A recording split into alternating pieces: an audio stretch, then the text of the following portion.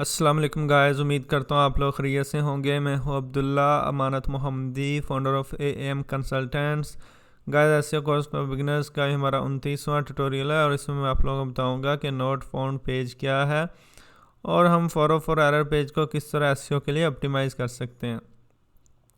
Guys, सबसे पहला question ये है कि 404 पेज जो एरर है या नॉट फाउंड एरर पेज है वो क्या होता है। तो चलो ये मैं आपको समझाता हूँ मिसाल के साथ।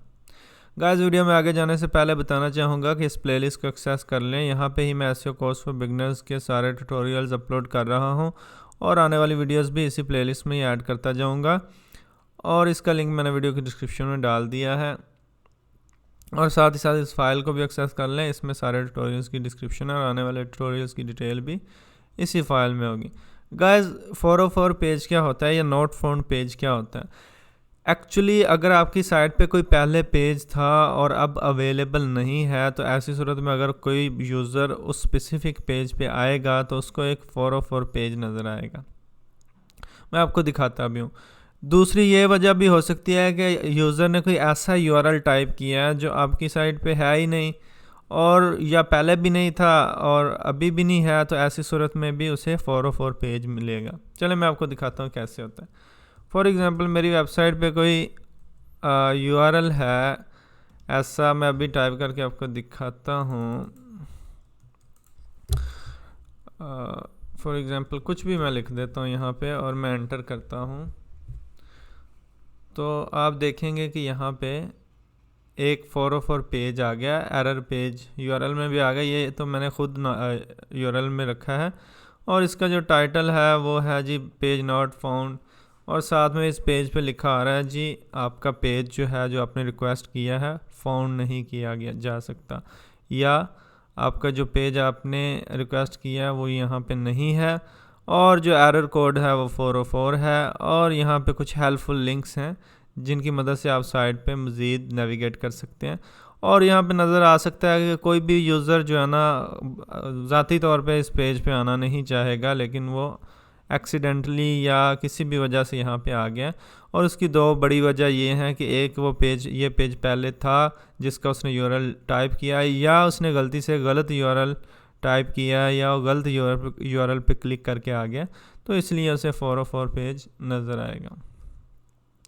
अगर मैं आपको एक और मिसाल देता हूँ यहाँ पे इनएस की, तो आप देखें कुछ भी यूआरएल लिखें तो इसने भी वैसे ही शो किया कि this page isn't available, the link you forward may be broken और the page may have been removed. ठीक है, और यहाँ पे कुछ हेल्पफुल लिंक्स हैं।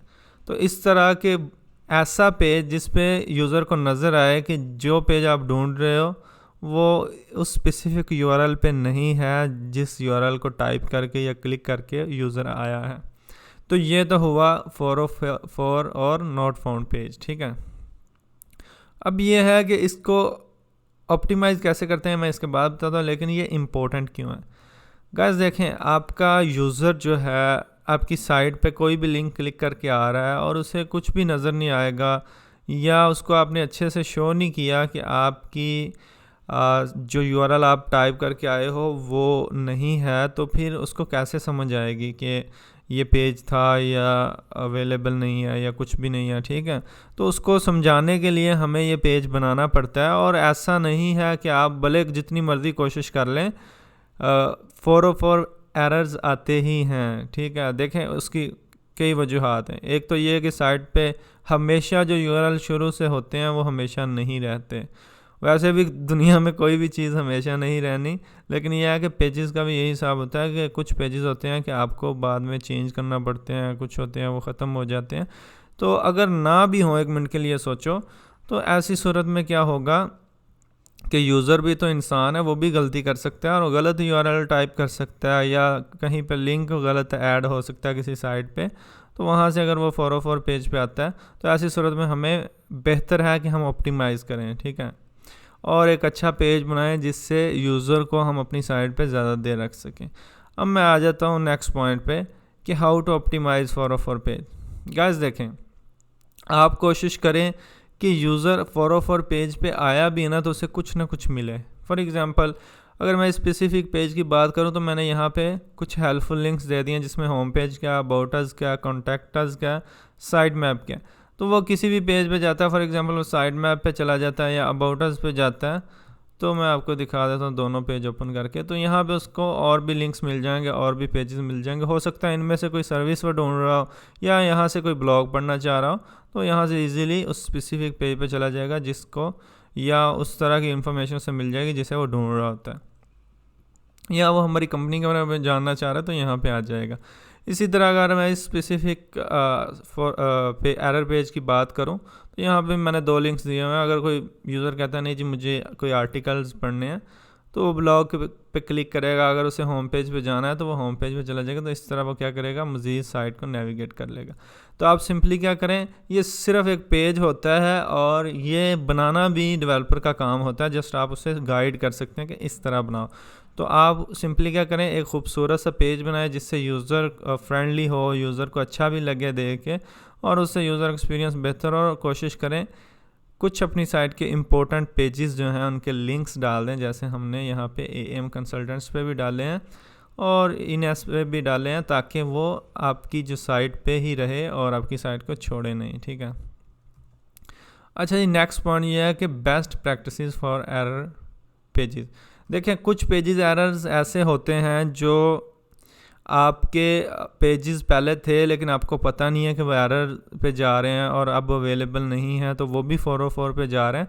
तो ऐसी सूरत में क्या करना है, आपने उनको ऑप्टिमाइज़ करना है। कैसे करना है मैं आपको बताता हूँ। ये वीडियो लाजमी देखें, 301 रीडायरेक्ट्स। जो आपके पेजेस पहले थे अब नहीं है तो उनको मोस्ट रेलिवेंट पेज पे रीडायरेक्ट कर दें। इस वीडियो में मैंने बड़ी डिटेल के साथ समझाया है कि किस तरह आप कर सकते हैं। फॉर एग्ज़ाम्पल, मेरा कोई पेज था जो पहले था, मैंने कल की इस वीडियो में बताया था कि हमारा एक ऑर्डर नाउ का पेज था, उसमें हमने डिफरेंट पैकेजेस रखे थे अपनी सर्विसेज के। तो वो हमने जब ख़त्म किया तो हमने उसको क्या कर दिया, कॉन्टैक्ट अस पे रीडायरेक्ट कर दिया, ताकि जो हमें ऑर्डर करना चाह रहा है तो हमसे रब्ता करके ऑर्डर कर ले। ठीक है। तो इस तरह क्या करना है, आपने मोस्ट रेलिवेंट पेज पे रीडायरेक्ट करना है। ये वीडियो लाजमी देखिएगा, इसमें मैं आपको दिखा देता हूँ मैंने क्या चीज़ें कवर की थी। ये सारी चीज़ें मैंने कवर की थी और बहुत अच्छे से आप अपने 404 एरर पेजेस जो ऑप्टिमाइज़ कर सकते हैं। दूसरा काम क्या करें, अपने सर्च कंसोल में यहाँ पे एरर्स वगैरह देखते रहें, और जो एरर्स वाकया में ही हों उनको आप फिक्स करें और मोस्ट रेलिवेंट पेजेस पे रीडायरेक्ट कर दें, या उन्हीं पेजेस को एक्टिव करें। अगर कोई पेज किसी वजह से आपसे डिलीट हो गया या कोई भी इशू बन गया, तो फिक्स करने के बाद यहाँ से गूगल जो है ना रिपोर्ट करता रहता है आपको कि आपके वेबसाइट पे कौन कौन से 404 एरर पेज हैं। और इसी तरह बहुत से टूल्स मिल जाते हैं ब्रोकन लिंक्स चेकिंग के, तो वो भी आप यूज़ करते हुए अपनी साइट को ऑप्टिमाइज़ कर सकते हैं। एक चीज़ मैं यहाँ पे ऐड करना चाहूँगा, समटाइम्स ये भी होता है कि आपकी साइट का पेज जो है 404 नहीं होता, लेकिन जब यूज़र या फिर सर्च कंसोल क्रॉलर्स, यूज़र या क्रॉलर्स जब सर्वर पे जाते हैं तो उस वक्त सर्वर अवेलेबल नहीं होता या रिस्पांस नहीं देता टाइमली, तो ऐसी सूरत में भी सर्वर एरर की वजह से भी समटाइम्स 404 एरर्स यहाँ पे आ जाते हैं। जैसा कि ये हुआ था, ये सर्वर एरर की वजह से हुए थे और बाद में हमने इसको जस्ट वैलिडेशन स्टार्ट किया तो ये फिक्स हो चुके हैं। ठीक है। और अभी ये बिल्कुल सही से काम कर रहे हैं। मैं अगर आपको कोई पेज ओपन करके भी दिखा देता हूँ, तो इस तरह आप क्या कर सकते हैं, अपने 404 एरर्स पेज को ऑप्टिमाइज़ भी कर सकते हैं, और अगर जो आपके एरर्स हैं उनको किस तरह मैनेज करना है वो भी कर सकते हैं। तो गाइस, उम्मीद करता हूँ आज की वीडियो भी आपको पसंद आई होगी, और हमारा चैनल सब्सक्राइब कर लें और इस प्लेलिस्ट को भी एक्सेस कर लें, अपने पास बुकमार्क कर लें, सेव कर लें। मिलते हैं नेक्स्ट वीडियो में गाइस, तब तक के लिए इजाज़त दीजिए। अस्सलाम वालेकुम।